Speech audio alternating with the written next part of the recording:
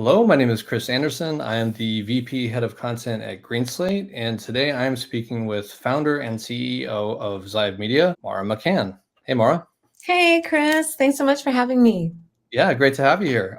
Today we're going to be talking about how to get your indie project financed, an incredibly important topic, especially in your world, yes? Definitely one of our passion points. Actually see them made. So, Mara, what are the top 5 things that a indie filmmaker can do to get their project financed? Go.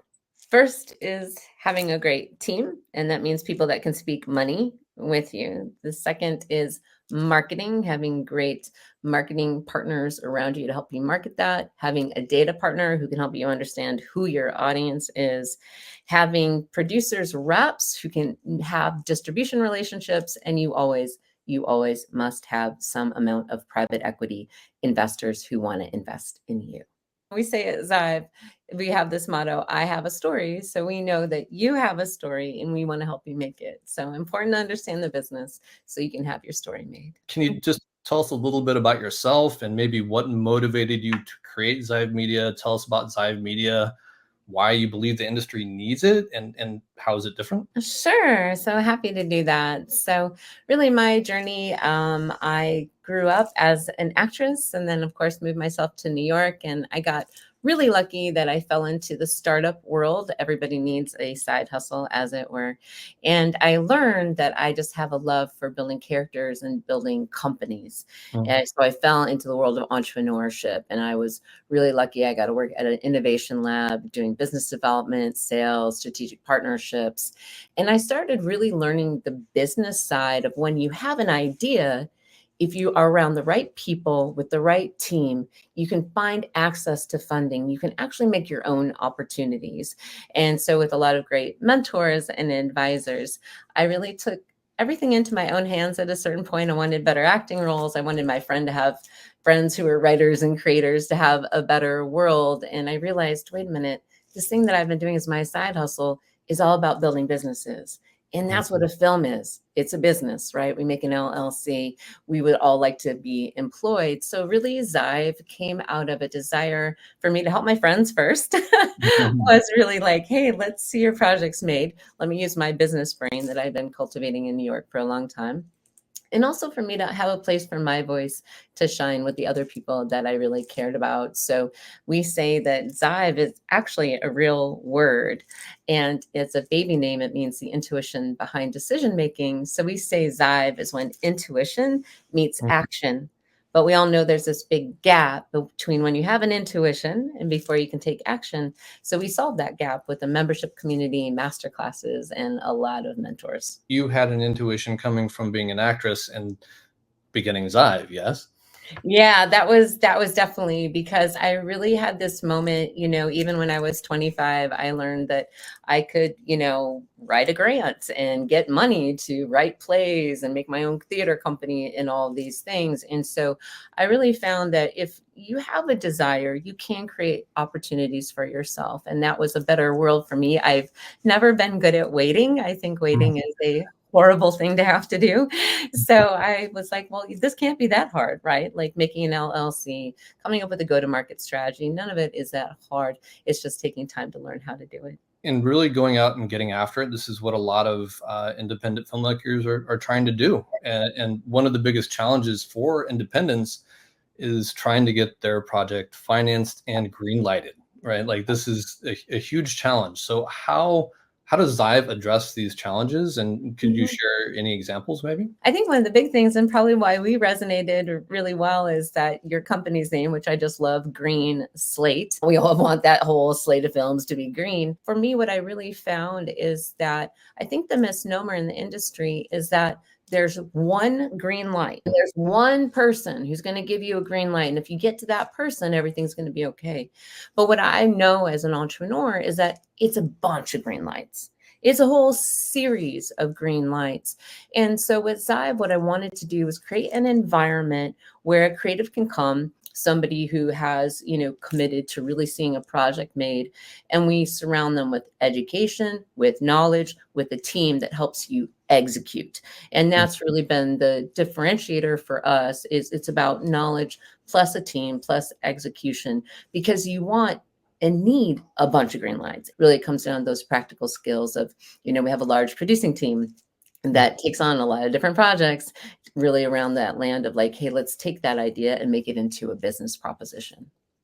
So when people are coming up with these business propositions, what's one major thing that you always see people overlook when it comes to making a play for financing? And how does that help that? I think the biggest thing with financing is really understanding that if you want to see your project funded, it is a business, right? Like kind of step back that it is a business, number one. And a lot of times when people come to me, I think the problem is that we will surround ourselves with a very strong creative team, but nobody who can speak finance or nobody who understands what an investor wants. So what's different about Zhive is that my producing partners are all people that love and enjoy speaking about money. My best colleagues are people that really understand how to speak about tax codes, how to speak about structured financing. And that's the team that we bring to other people that join our Zhive network. It's about understanding first, this is a business and it's a business proposition, especially if you want to raise money. If you're asking for people for money, it becomes a business. And then putting yourself into a team, an environment of people who really understand what does that investor need and what is their expectation, so we can make sure that we deliver on that. So it's really about creating win-win relationships with creatives and producing partners who can help that creative understand business. I would assume that that can be difficult at times because the creative mind can be very different from the like executive and finance mind. Like how do you find that middle ground between the two to where they understand, right? Like I know personally it can be challenging. That's why people hire me. That's why, yes. So I think that was what I learned about, for me, was my skill and why Zhive has grown, is that I have an ability to translate business to a creative mind. Take care of your creative mind, give it a rest. And now we're going to talk about money and numbers, because at the heart of it, we have goals and we have dreams, and those dreams need to be realized. And so maybe it's not your favorite thing to do, but if you want to see it happen, if you want to see it made, this is a business. So, there is a differentiator. I think we all have to have good conversations with ourselves, whether it's a passion project is one thing, but if you want to have your film make money, then it's kind of lovely when you realize that you can be an entrepreneur and you can own your own place in this industry, but you do have to start understanding just a few. I think there's about 10 hot things to understand, and then you're going to be okay. Going to be okay. This is something I think that people have trouble with sometimes when they get rejected. What do people do when you're rejected when it comes to getting financing? How should they adapt? When I hear no, that's just a learning opportunity for Mm, me. I see that's all the time me getting to learn. What do I need to know more about? Why was that a no? Do I need another person on my team? How can I be more clear? mm. What wasn't clear about my message? What was it that was missing for that person? And then I ask them, I want to know, well, why was it no? Oh, well, maybe that's not the audience we're looking for. Maybe we don't know how to distribute true crime.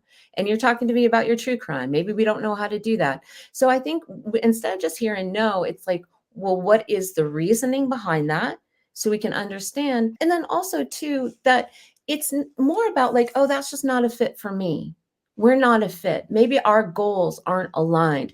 I really look for people that, hey, are we aligned on this? Is this something that we're both interested in creating win-win opportunities? So for me, I learned, early on in sales that there's always another person. There's always another meeting to take. So I don't put any, I think a lot of times we put a lot of energy into like this one meeting will change everything. Right, right. Um, and I think instead of it's like, oh, I should have at least 5 new meetings a week with people I don't know. Somebody's going to say yes. Somebody Mm. is. It's just a matter of making some more meetings. So a lot of times I think that, we put our heart into business and we have to be careful. Put the heart into the creative and put your mind in the business and you're going to be okay. It's a challenging time to be in the entertainment business. So if you're giving advice to filmmakers, Mhm. what's the most important thing filmmakers should really know about how the market works right now? What I see is really understanding that all the streamers are tech companies. They want subscribers. So that means audience. So for us to really, get that place, to get, the distribution deal you want, it's really about understanding how do you market today? Mm, And when you start understanding that the only shift that's really happened is that we as creatives have to be better at marketing, then you can start learning, well, how do I do that? Well, I've got YouTube and I've got TikTok and I've got Instagram, and I can like hire a big marketing team off of Fiverr for a few $100 and throw some YouTube ads to a trailer, and I got 10,000 views, and maybe now somebody wants to take on my distribution deal. So there's a lot of ways of really paying attention to like, hey, what is the business of today? It's about audience. So if you mm. can start marketing some of your ideas, we have one of our lovely colleagues on my team. And so we'll test out log lines in Facebook ads to see what resonates the most, to get traction, posters. There's a lot of really inventive ways for not much money at all that you can start understanding like, oh, this is a great concept, and then show that to people, right? We have to prove not just the story, we have to prove our audience. And then it's really understandable how to understand the market of today. And I think that that's already been established to a degree. If you look at studios like A24 as an example, where they grew on the backs of their ability to market on social media and create films that appeal to these social That's it. media audiences, right? That's it. That's it. You know, there's a lovely talk about Mark Duplass did just recently about, you know, one of their series, and it's the same thing. They're not expecting Netflix to do all their marketing. They're doing their own marketing campaigns, you know. So you listen to the masters, right? Masters of indie film. What are they doing? And then I look to that to follow. Let's talk about budgets. How does Zive help set the right budget for an indie filmmaker? And somebody might believe that they need $1 million to $3 million, but how do you ensure that that is accurate and actually reasonable and appealing as possible? Sure. So again, you know, I come from the startup world, so I really look at everything as a business proposition. So the film is a business proposition. And the first things that we do a little differently, is we always run the data metrics on the available audience for the story. So we have a few different great data partners. And it's a different way to think, you know, because we do live in this age of 2024. We live in this environment that we need to cultivate audience in order to get distribution. So we take a script, and the first thing we do is like, what is the available audience and how can we increase that? You know, maybe there's a different type of, you know, Americana soundtrack. If we added that into this comedy, maybe we bring in more audience. If we hire a comedian, maybe we bring in more audience. There's a lot of different ways to think about audience. So we decide the budget based on first the available audience that story has based on data. We use, you know, different data partners. So then that becomes more of a real proposition to a distributor, because we're not saying, hey, we just want it to be 1 million, or hey, we want it to be 5 million. We're saying, hey, the available audience that will watch it is X. So therefore, that would make sense that our distribution deal would be equivalent to that available audience. Who should contact Zive? People beyond just, dreaming about doing a film. They may have made a film. They should have a real script, a budget. What else? Desire to learn and grow. Those are the people that, you know, I really have a very large community of filmmakers, producers, writers, directors. And I think, you know, it's a desire to learn how to do the business, you know, a desire for that. Normally people that come to me feel stuck. You know, they feel stuck and trying to understand how they have a place, where their path is. And what I do with everybody is I really help build that team around that creative person that can help you see your vision to execution. And that's what I'm always focused on, is how do we stack a team so we make sure that, and everybody has different goals. So I think it's really important. That's something I think that's a little different at Zive, is that when I meet somebody, invite somebody into our network, it's like, it's about that person and Mm, you getting just to the next step. And I think a lot of times we have this idea that we always want the home run, right? We're taught that of like, if I just have the big home run. And of course, we hope we have home runs, but what's our next action step? Let's do that. Because we don't always know the results. We don't always know the ramifications. But I've really decided myself, you know, the last couple of years, I'm like, I'm going to be a really good base hitter. I want the next action, because of course we want the big wins. Of course, that's just kind of for granted, right? But a lot of times there's just some very practical steps that need to be taken that we can take. And that's where the joy is. For me, the joy of what I do is that, I have things to do today. And aren't we lucky? Like, aren't we lucky that, hey, I have new challenges? And I think, So often when there's something we don't understand or we don't know, we pull back. And I say to everybody, I'm like, lean in to what you don't know.